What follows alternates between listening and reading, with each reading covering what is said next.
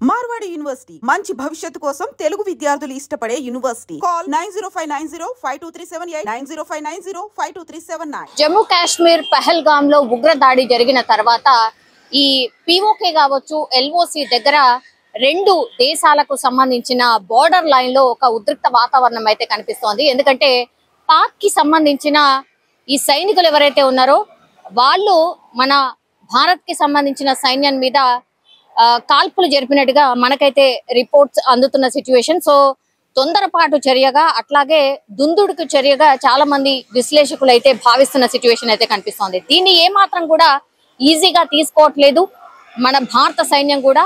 అదే విధంగా ఆ కాల్పులను తిప్పి కొడుతున్న సిచ్యువేషన్ అయితే కనిపిస్తోంది.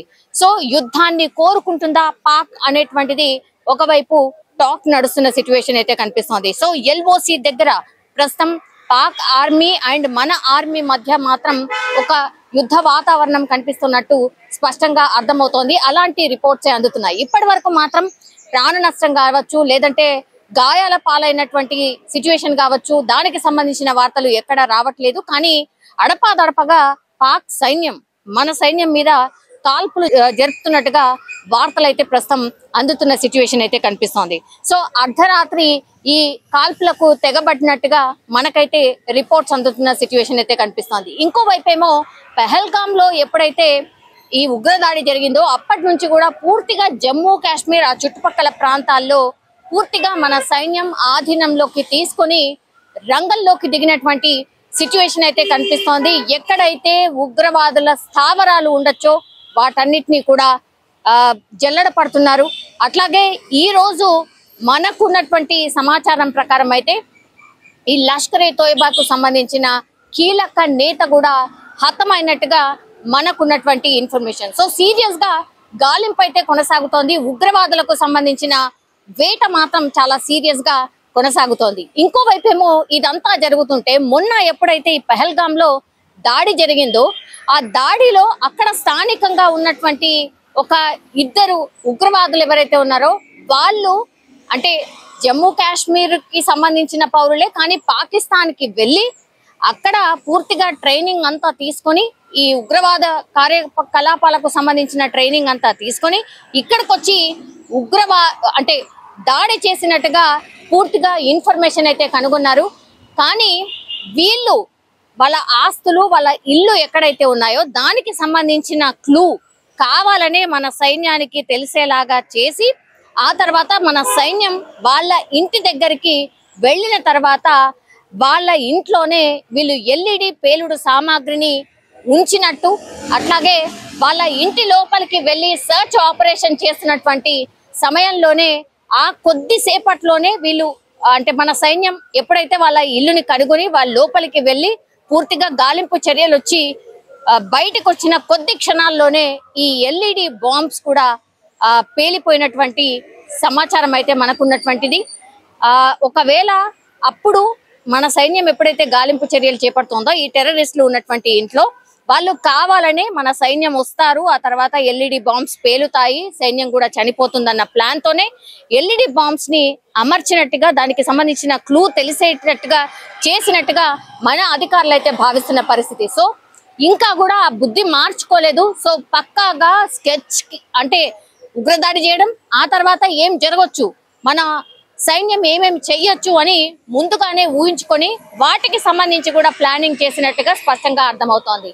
త్రుటిలో మన సైన్యం ఆ ఎల్ఈడి బాంబ్స్ నుంచి దేవుడి దయతో తప్పించుకున్న పరిస్థితి. సో వీళ్ళ బుద్ధి మారలేదు, అట్లాగే వీళ్ళు ఏదైతే కోరుకుంటున్నారో అది ఇంకా కూడా ఇంప్లిమెంట్ చేసే అవకాశమే కనిపిస్తోంది. ఎందుకంటే నిఘా వర్గాలు కూడా అదే చెప్తున్నాయి, ఈ ఒక్కటే కాదు ఇంకా పేలుళ్లు జరిగే అవకాశం ఉంది అనేటువంటిది నిఘా వర్గాలు స్పష్టంగా చెప్తున్న సిచ్యువేషన్ అయితే కనిపిస్తోంది.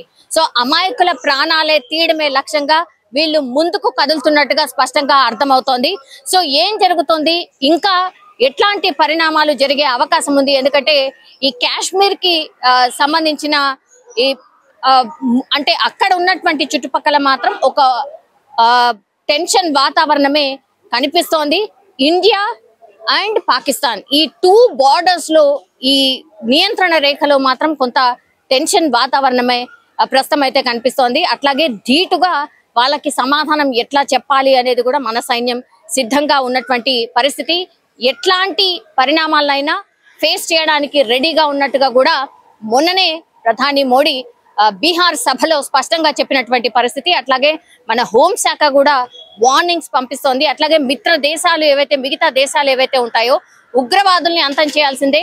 ఈ ఉగ్ర దాడిని పూర్తిగా ఖండిస్తున్నాం, మేము పూర్తిగా భారత్ కి మద్దతు తెలియజేస్తున్నాం అన్నటువంటి మాట చెప్తోంది. కాబట్టి ఇప్పుడు పాకిస్తానే డిఫెన్స్ లో పడిపోయింది, ఇప్పుడు వెనక్కి తగ్గే అవకాశం కనిపిస్తోంది అని చాలా విశ్లేషణలు అయితే వినిపిస్తున్నాయి. కానీ మేకపోతు గాంభీర్యం ప్రదర్శిస్తోంది, అంటే మేము కూడా ఎక్కడ తగ్గట్లేదు, మేము కూడా రెడీగా ఉన్నాము అనేటువంటి సంకేతాలు పంపిస్తోంది. కానీ ఇది కేవలం పిరికిపంద చర్య. అట్లాగే వాళ్ళు ఏమాత్రం కూడా సిద్ధంగా లేరు. పాకిస్తాన్ ఇంకా ఆల్మోస్ట్ అంటే యుద్ధం కోరుకునే అవకాశం డెఫినెట్లీ లేదు. అట్లాగే ఇది కేవలం వాళ్ళు ఏదో మేము చాలా స్ట్రాంగ్ గా ఉన్నాము అని చెప్పే ప్రయత్నం చేసినట్టుగా స్పష్టంగా మనకైతే అర్థమవుతోంది. కానీ ఈ ఉగ్రవాదుల వేట మాత్రం కొనసాగుతోంది. వాళ్ళకు సంబంధించిన స్కెచ్ ని కూడా పూర్తిగా అంతటా సర్క్యులేట్ అయిపోయిన పరిస్థితి. ఎవరైనా సరే ఈ ఉగ్రవాదులకు సంబంధించిన సమాచారం ఇచ్చిన వాళ్ళకు కూడా 20 లక్షల క్యాష్ మనీ అనౌన్స్ చేసిన సిచ్యువేషన్ అయితే కనిపిస్తోంది. కానీ ఉగ్రవాదుల కోసం వేట మాత్రం చాలా సీరియస్ గా కొనసాగుతుంది. ఇప్పుడు ఈ ఇద్దరు లోకల్లీ ఎవరైతే ఈ మొన్న ఇన్సిడెంట్ చేసిన వాళ్ళు ఎవరైతే ఇళ్ళు ఉన్నాయో వాటినైతే పూర్తిగా సైన్యం ఆధీనంలోకి తీసుకోవడమే కాదు, వాళ్ళు పెట్టిన బాంబ్స్ వల్ల అవి పేలిపోయిన పరిస్థితి.